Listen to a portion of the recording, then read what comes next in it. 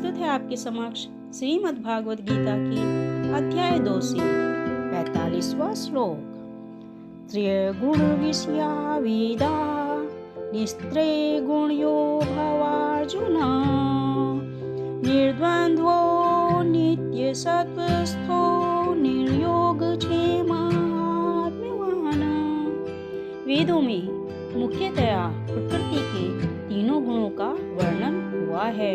हे अर्जुन, इन तीनों गुणों से ऊपर उठो। समस्त द्वैतों तथा लाभ तथा सुरक्षा की सारी चिंताओं से मुक्त होकर आत्मपरायण बनो। कहने का तात्पर्य है, सारे भौतिक कार्यों में प्रकृति के तीनों गुणों की क्रियाएं तथा प्रतिक्रियाएं निहित होती हैं। इनका उद्देश्य कर्मफल होता है, जो भौतिक जगत में बंधन का कारण है। वेदों में मुख्यतया सकाम कर्मों का वर्णन है, जिससे सामान्य जन क्रमशः इंद्रिय तृप्ति के क्षेत्र से उठकर आध्यात्मिक धरातल पर पहुंच सके। कृष्ण अपने शिष्य तथा मित्र के रूप में अर्जुन को सलाह देते हैं कि वे वेदांत दर्शन के आध्यात्मिक पद तक ऊपर उठें, जिसका प्रारंभ ब्रह्म जिज्ञासा अथवा परम आध्यात्मिकता पर प्रश्नों से होता है। इस भौतिक जगत के सारे प्राणी अपने अस्तित्व के लिए कठिन संघर्ष करते रहते हैं।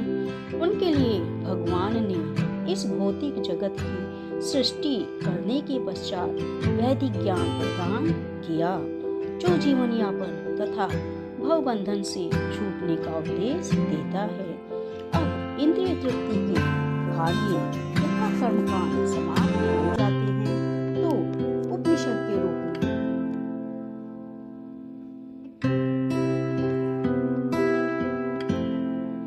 भगवत साक्षात्कार का अवसर प्रदान किया जाता है। वे उपनिषद विभिन्न वेदों के अंश हैं। उसी प्रकार जैसे भगवद गीता परम वेद महाभारत का एक अंग है। उपनिषदों से आध्यात्मिक जीवन का शुभारंभ होता है। जब भौतिक शरीर का अस्तित्व है, तब तक भौतिक गुणों की क्रियाएं प्रतिक्रियाएं होती रहती हैं। मनुष्य को चाहिए कि सुख दुख शीत ग्रीष्म जैसी वेदनाओं को सहन करना सीखे और इस प्रकार हानि तथा लाभ की चिंता से मुक्त हो जाए। जब मनुष्य कृष्ण की इच्छा पर पूर्णतया आश्रित रहता है, तो वह दिव्य अवस्था प्राप्त करता है। यह इस श्लोक का अर्थ और सार है।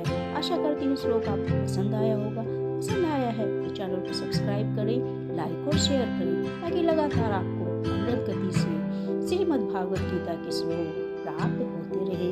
और अंत में फिर से एक बार हरे कृष्णा राधे राधे।